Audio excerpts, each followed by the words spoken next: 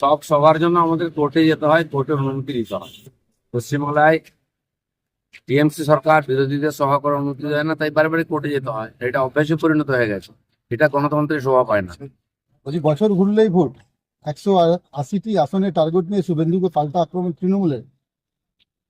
Track record ধরলে 86টি পেতে পারে বলে কটক্ষ দেবাম। ইলেকশনের পরে এইসব তো গণনা হবে, আগে গুনে কি লাভ আছে? 26 আসুক। তবে তৃণমূলের হোর্ডিং এর যুদ্ধ, অভিষেক বন্দ্যোপাধ্যায়ের ছবি দেওয়া হোর্ডিং এর পাশাপাশি এবার যাদবপুরে দেখা গেল মমতা বন্দ্যোপাধ্যায়ের ছবি দেওয়া হোর্ডিং, হলুদ রঙের হোর্ডিং এ লেখা সর্বধানিকা জয় হোক যাদবপুর। এটা বিটি থেকে সুলেক মোড় পর্যন্ত লাগানো হয়েছে নতুন হোর্ডিং। ভাই, হোর্ডিং রাজনীতি, এতে কি পরিবর্তন হবে পশ্চিমবাংলায়? যার পয়সা আছে 4টে হোর্ডিং লাগিয়ে দেয়, যাকে কেউ চেনে না, যে জীবনে রাজনীতি করেনি, যে সমাজের জন্য কিছু করেনি, তারও বড় বড় হোর্ডিং আমরা দেখি। হোর্ডিং দিয়ে কিছু হবে না। যদি যাদবপুরের পরিবর্তন করার দরকার আছে গিয়ে করো, শিক্ষার পরিবেশ তৈরি করো। সে দম নেই, কে নেতা পার্টির মধ্যে সেই নিয়ে ঝগড়া চলছে। হোর্ডিং এর রাজনীতি শুরু হয়ে গেছে, এতে কিছু যায় আসে না। যাদবপুর যদি সমস্যা হয়, সমস্যা সমাধানের জন্য চেষ্টা করি। দাদা, পানিহাটি পুরপ্রধান পদ থেকে অভয়া শেষকৃত্য বিতর্ক, নাম জড়ালো তৃণমূল কাউন্সিলর। প্রাইস পোস্টিং বলছে নিহত চিকিৎসকের পরিবার। কাকে করা হয়েছে, কেন করা হয়েছে? টিএমসির লোকেরা প্রথম থেকে অভয়া তার পরিবারকে গালাগালি দিয়েছেন, অপমান করেছেন। আর এটা ওদের কালচার, সবাইকে অপমান করে। কারণ মমতা ব্যানার্জি জীবনে কাউকে কোনো সম্মান করেন, যারা তাকে রাজনীতিতে নিয়ে এসছে হাত ধরে, তাদের প্রতিও অসম্মান করেছেন। সেই কালচারটা টিএমসির মধ্যে আছে। তাই রাজ্যপাল, রাষ্ট্রপতি, উপরাষ্ট্রপতি, প্রধানমন্ত্রী, কাউকে অপমান করতে ওরা তাদের বাধে না। আর এইটা ধীরে ধীরে আমাদের পশ্চিমবাংলার কালচার হয়ে যাচ্ছে। বলছি দাদা, একের পর এক হামলা, ভয়ে কাঁপছেন খোদ মালদা তৃণমূল বিধায়ক। আমায় নিয়ে আমার ছেলে মেয়ে নাতনি নাতির আতঙ্ক বেশি, একটা করেই সিভিক পেয়েছে। কেন বাড়িতে সবাই কুকুর ছাগলকে পর্যন্ত সিভিক দিতে হবে নাকি? আর সিভিক থাকলেই বা কি করবে? সিভিক কি সুরক্ষা দেয় নাকি? সিভিককে নিয়ে কাটমানি তুলতে যায় নেতারা।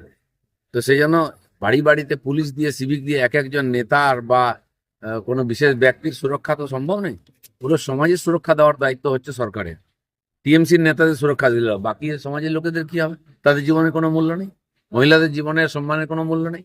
কি ধরনের কালচার শুরু হয়ে গেছে? নেতারা বলবে তার বাড়িতে একটা পুলিশ পাঠিয়ে দেবে, থানায় কোনো পুলিশ নেই, নেতার বাড়ি বাড়ি পুলিশ বসে আছে। এই ধরনের অ্যাডমিনিস্ট্রেশন একজন অসফল অ্যাডমিনিস্ট্রেটর হিসেবে মমতা ব্যানার্জি একে প্রমাণ করেছে। এই যে দাদা, রাস্তা উদ্বোধনে গিয়ে মেজাজ হারালেন দিলীপ ঘোষ, কি বলবেন দিলীপ ঘোষ? মেজাজ হারায়নি, মেজাজ ঠিক রেখেই বলেছি। যা বলেছি ঠিক বলেছি। আর আমি খড়গপুরে দাঁড়িয়ে বলে দিচ্ছি, এই ধরনের বেয়াদবি করতে আসে কেউ, যে পার্টির, তাকে বাড়ি থেকে টেনে নিয়ে রাস্তায় পিটবো না, সে যত বড় নেতা। দিলীপ ঘোষ কারো বাপের খায় না, কারো জমিদারিতে পা দেয় না। সেখানে যদি রাজনীতি করতে হয় ভদ্রভাবে করো, আর নাহলে ছ্যাবলামি করলে আমরাও জানি কাকে কিভাবে সিধা করতে হয়। খড়গপুরটা কারো বাপের জমিদারি নয়। বলছি দাদা, দিলীপ ঘোষ পাড়ায় পাড়ায় ঘরে প্রত্যেক লোকের সুবিধা জানে। যে লোকটা চেয়ারম্যান থাকতে কিছু করেনি, এত বছরের কাউন্সিলর কিছু করেনি, এমএলএ থাকতে কিছু করেনি, সে বলছে আমি রাস্তা বানিয়েছি। আর বোর্ডে লেখা আছে অনারেবল এমপি দিলীপ ঘোষ। মানুষ কি ঘাসে মুখ দিয়ে চলে নাকি? বেহায়ার মতো মিছিল করছে ওখানে গিয়ে। আরে দম থাকলে ড্রেনটা করে দেখা, দিলীপ ঘোষ রাস্তা করে দিয়েছে। বলছি দাদা, এই মেজাজে কি দিলীপ ঘোষকে দেখা যাবে এখন? দিলীপ ঘোষের মেজাজ এরমই থাকবে, কোনো বাপের কারো বাপের খায় না, পরে না। কোনো বাপের কারো পাশে এক কাপ চা চেয়ে খায় না। না নেবো না, দেবো না, কিন্তু কাউকে ছাড়বো না। পার্টির পক্ষ থেকে কোনো ব্যবস্থা নেওয়া হবে কালকের ঘটনা নিয়ে? কার বিরুদ্ধে? কালকে যেটা ঘটনা ঘটেছে 6 পার্টি নম্বর। কি ব্যবস্থা নেই? দিলীপ ঘোষ যথেষ্ট, পার্টি লাগে না। আর এখানকার কর্মীরাই যথেষ্ট। আর যদি টিএমসি মনে করে এই রাজনীতি খড়গপুরে শুরু করবে, কাল থেকে শুরু করছে। বাড়ি থেকে ঢুকে মারবো না, বাড়ি থেকে ট্রেনে চৌরাস্তায় মারবো। আর এটা কালকে হেডলাইন করুন। আর যে বেটা বলছে কুকথা, তাকে আমি শিখিয়ে দেবো কুকথা কোনটা, সুকথা কোনটা। বেশি ভদ্রলোকে দেখাতে যান না যেন। রাজনীতি করছি শত্রুদের বিরুদ্ধে। যারা লেজ গুটিয়ে বাড়িতে বসে থাকে বোর আঁচলের তলায়, তারা আমাকে সার্টিফিকেট দিচ্ছে। জীবনে বাড়ির বাইরে কোনো বেরোয় চমকে দিলে পেচ্ছাপ করে ফেলে, তারা আমাকে সার্টিফিকেট দেয়। আর দিলীপ ঘোষ এই মেজাজে রাজনীতি করবে যতদিন করবে। রাজনীতি ছেড়ে দেবো, মেজাজ ছাড়বো না বলে দিচ্ছি। শাসক দলের দুই পক্ষে গোষ্ঠীদ্বন্দ্ব, ধুন্ধুমার কাউন্সিলরকে লক্ষ্য করে জুতো ধার ধাক্কা উত্তপ্ত নদিয়া যশোরপুর পুরসভার 18 নম্বর ভোটে।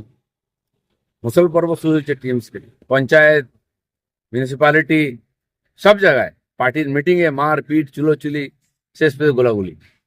এই রাজনীতির সংস্কৃতি দিয়ে বাংলাদেশ কি হবে?